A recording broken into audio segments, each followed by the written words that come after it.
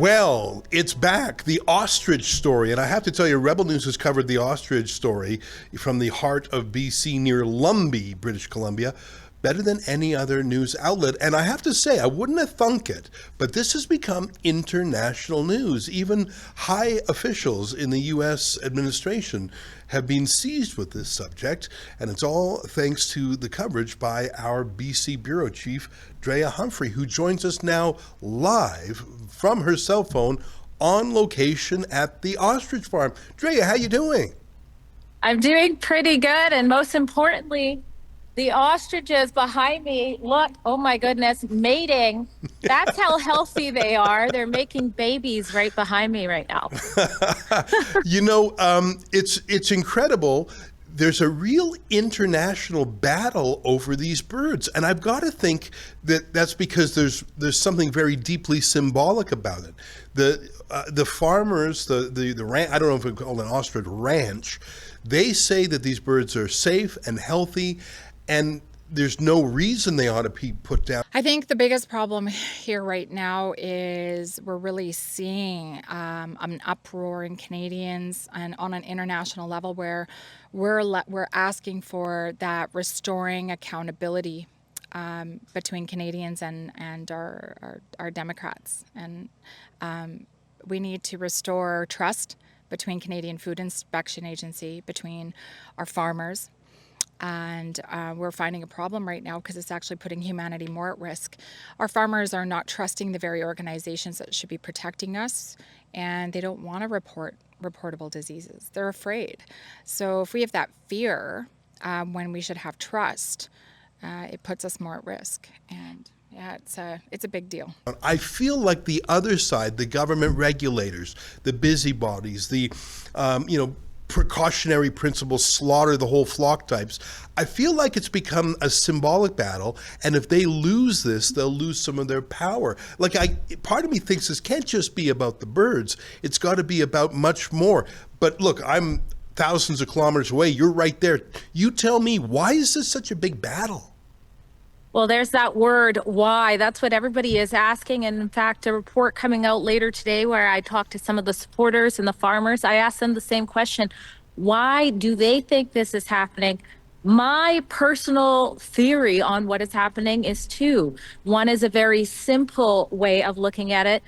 They have been mass culling poultry. These particular birds are not actually poultry, but they've been mass culling poultry for years in the name of avian flu. In British Columbia alone, 9 million since 2022.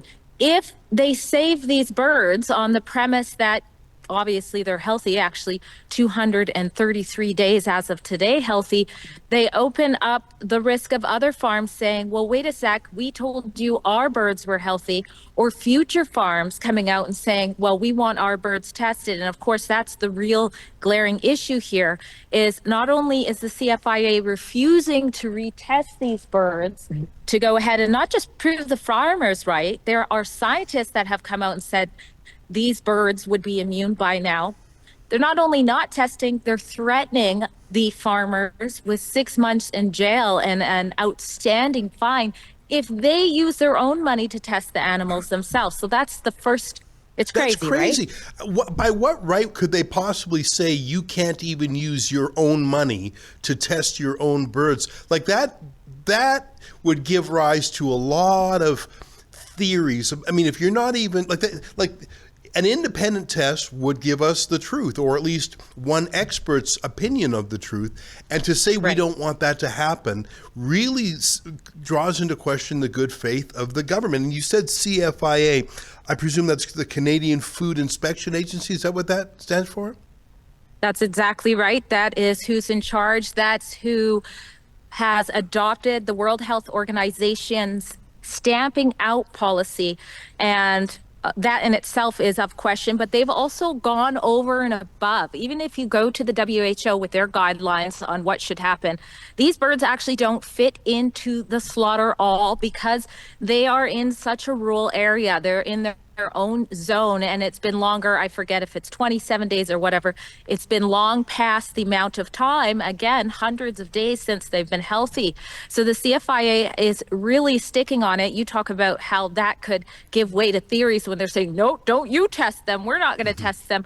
So the other theory is the research these birds are involved in. And when you slaughter this herd, you are slaughtering the research and the opportunities that lie with it. Before quarantine last year, these birds were having their antibodies extracted from their eggs.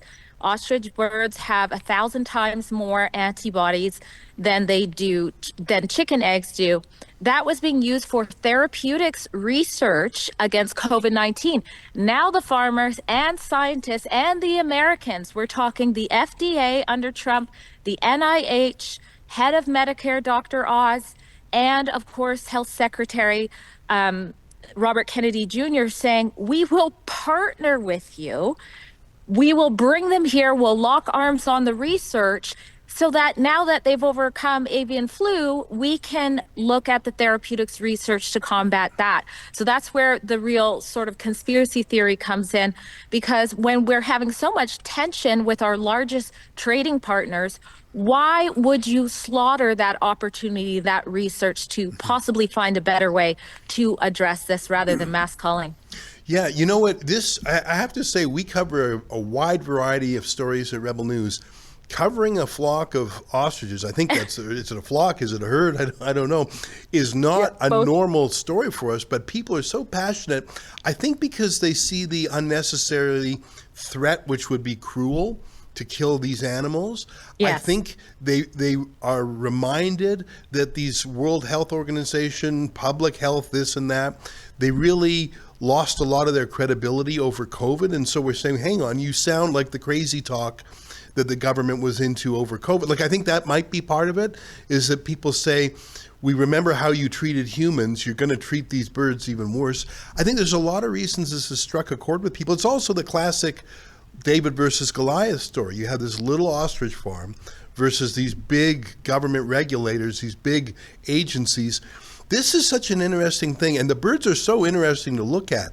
How many people are there right now? I know that in the past there's been like lots of people in solidarity there. Right. So there's certainly a lot less than before. I think part of that is the fact that people stayed for so long. Those same people who are maybe able to do so have gone home. You have the first week of school, and of course the end of summer, and also it's midweek. Flip or not, that a whistleblower who came forth, I do know the source, but we can't say it, had said that something was going to go down this week. So there's not as many people camped out here on the property. If you have a look here, I That's would still quite a say few. amongst all of the vehicles, there's Katie right there. Oh, yeah? Dogs. And there's Karen, the owner. So Wow. that was a couple of the owners there going by with a slew of dogs as well. It looks really fun, and you've gone to great lengths. You've got a vehicle. You're camping out there, and there's other campers I see there too. I'm guessing that's so if the government makes a move, if they raid the farm, people will be there to object, to document, to witness, and just to say, stop. And who knows, maybe some people are even radicalized. They might even stand between the government and the ostriches. I could imagine that's happening. You never know. Farmers have repeatedly said absolutely no violence, but they are calling for people to come stand with them. They believe that this is a beacon of hope, that so much lies on it, whether it's property, farming, food sovereignty, economic, scientific freedoms. They're calling for people to bring a white shirt so that if something goes down, everybody's wearing white. So I definitely think it would be something that, of course, Rebel News should be here to capture for the world to see what actually happens if this farm gets wiped out and everything that symbolizes along with it. And I don't know if we could see arrest or what have you. Well, I'm sure glad you're out there. It's a very interesting story. People, I think, around the world are watching it. It's not just British Columbians or Canadians. As you mentioned, the Americans are very interested. Thank you for being out there. I know you have a family and you have a lot of obligations at home. So for you to take the time away, I really am grateful to you, and I know our viewers are too, to help you cover this story, to help rent the little camper that we've got for you. People can chip in. It's at savetheostriches.com. Is that right? That's absolutely right. I had to be stationed here. The closest hotel, it's a little motel. You have to actually take a ferry to and back, so I could easily miss out on anything going down. So camper van, Starlink. I had to pick up groceries to come here because, again, I'm in the middle of nowhere. So if you want to donate to that, please do at savetheostriches.com. That's the only way Rebel News is able to have our boots on the ground. We don't take a penny from the government. And so we do these missions believing. Thank you so much for that. Yeah.